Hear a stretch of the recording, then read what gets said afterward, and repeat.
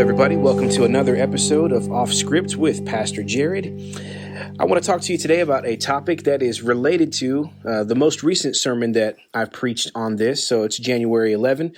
2 days ago, preached a sermon on the 9th, walking through Mark 13, and that title was Jesus' Encouragement for the Last Days.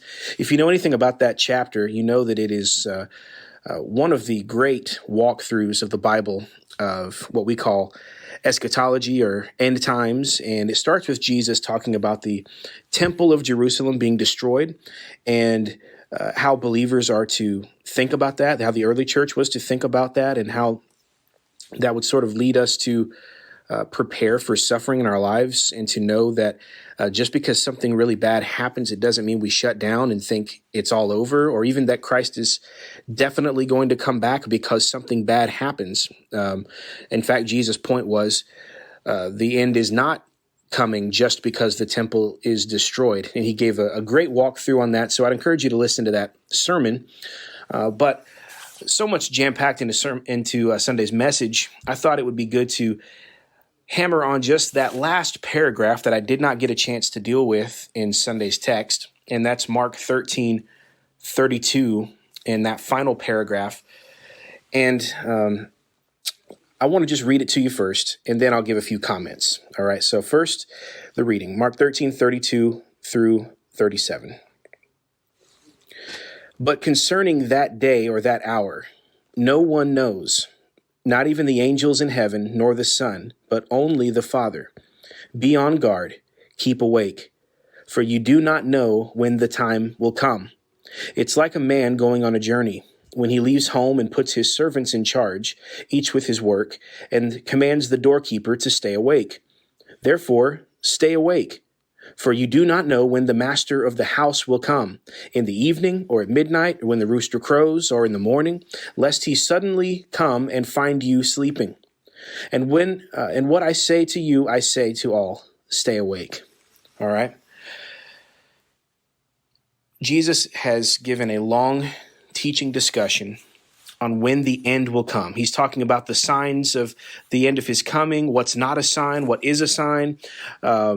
He's talked about when the abomination of desolation. He's talking about one day he will come on the clouds in great glory with the mighty angels behind him.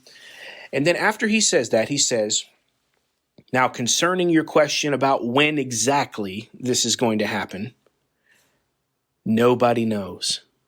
That's it. Nobody knows the day. He says concerning that day, and the context is the return, his return. He's just been talking about that. Concerning that day, that hour, no one knows. And just to be clear, he says not even angels don't know. Jesus says even I don't know. That's pretty big. The point is that this is a date in history planned and set by the Father. God the Father has determined when he will send Jesus back, when he will return. No one knows. And then he goes on and gives a little story. And the whole point of that little story about going away, the servants being watchful, is to say, because you don't know when I'm coming back, you should live in a way that honors me while I'm gone, but also is prepared for when I come back. So continue working, continue going about your lives, serving me, taking the gospel to the kingdom, building civilizations and getting married and having children and going at building a Christian influenced life in society. Continue on. Don't let me come back and find you sleeping. All right. Don't let me come back and find no faith on the earth. Okay. So that's Jesus' message. So I want to just take a moment and remind you of something that you may already know, but it just keeps hanging around. Okay. And that is this.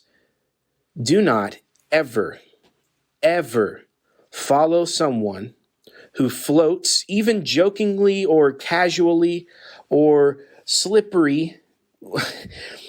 Don't ever follow someone who floats a date for the return of Christ.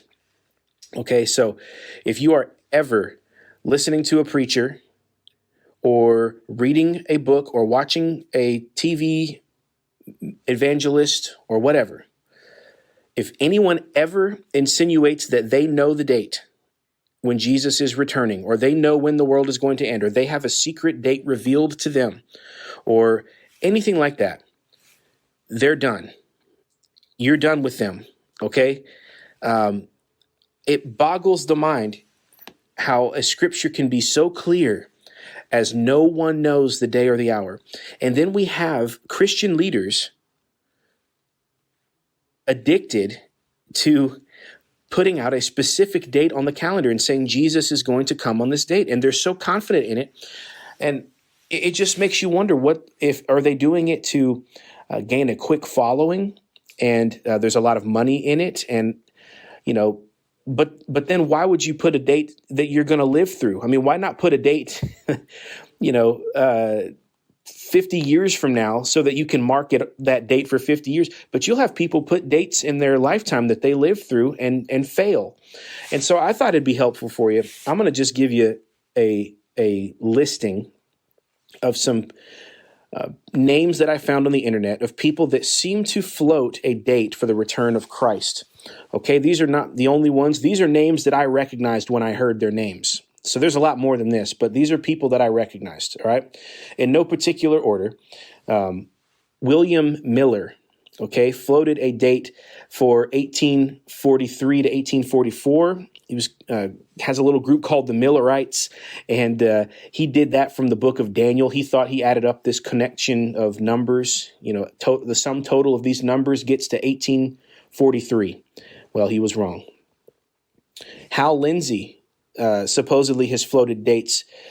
He said in a book there would be no later than 1988. And he based that off of 40 years after 1948, when Israel became a nation. So he reasoned that you must have one generation after the nation of Israel became refounded. That's 40 years. A generation is 40 years in the Bible. So he said it has to be before 1988. Well, the only good thing that happened in 1988 is that I was born. Next, Edgar Whisenant also said 1988. That was his date. He actually wrote a book called 88 Reasons Why the Lord is Going to Come in 1988. This book was supported by TBN, Trinity Broadcast Network, where they interrupted their broadcast for that day and prepared for the return of Christ. And then the next day, when he didn't return, just went right back to regularly scheduled programming. And actually, I saw that he published a book the next year that was 89 Reasons Why the Lord is Going to Come in 1989. You can't make this stuff up. Chuck Smith, founder of Calvary Chapel, predicted the generation of 1948, much like Hal Lindsey, would be the generation, but he thought it would end by 1981. He did admit that he could be wrong, but he would always say that it was a deep conviction of his. So you'll see that too. Some guys will try to give themselves a little out by saying, it's going to be in 2025. Now, I might be wrong, but I really believe. And so that way, if it doesn't happen, they sort of get their way out. But if you ever, to me, float the date, you're out. I cut you off. Now, I just remembered too, this wasn't a Christian prediction, but the Mayans even tried their date on a calendar, right? If they did. Do you remember 2012? Do you remember everyone thought 2012 was going to be the end? That wasn't necessarily the return of Christ, but that was the supposed end of the world. And then people started to say, well, maybe the Mayans just had to stop their calendar sometime. I hope this one's not true. I saw it online. I had not heard it before, so I've never heard this, but I saw that John Wesley, the founder of Methodism, said he believed the millennium would start. Now, that's not the return of Christ, but he believed the millennium would begin in 1836. I've never read that before. I had to do some more research on that, but I did see that online. I saw Charles Taze Russell, who's the founder of Jehovah's Witnesses, say that he believed that Christ would return invisibly in 1914. Pat Robertson, televangelist, supposedly predicted on his 700 Club TV program that the world would come to an end in 1982. And then he suggested possibly 2007 as another date for the Earth's destruction. Pat Robertson, I just never get a good vibe from. I don't follow him, don't listen to him.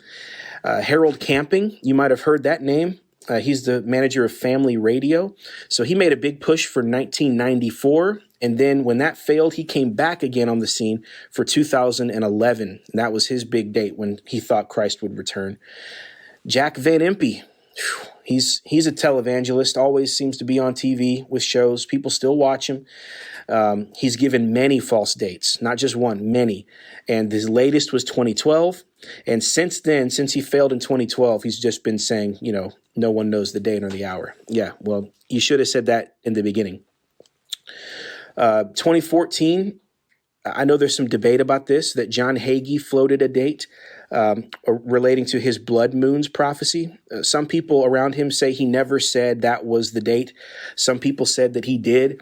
So I do know that there was some discussion in John Hagee's press. There was a big press around the 4 blood moons when his preaching and that book came out, on whether or not he was actually saying the world would end in 2014 or 15. For my taste, John Hagee gets way too comfortable with that stuff. He gets way too close. And you'll find that a lot of people in this world, in this sort of end time, it's hyper focused on end times and hyper focused on Israel and hyper focused on, spotting signs of the end times. And to me, that completely misses the spirit of what Jesus' message was in Mark 13.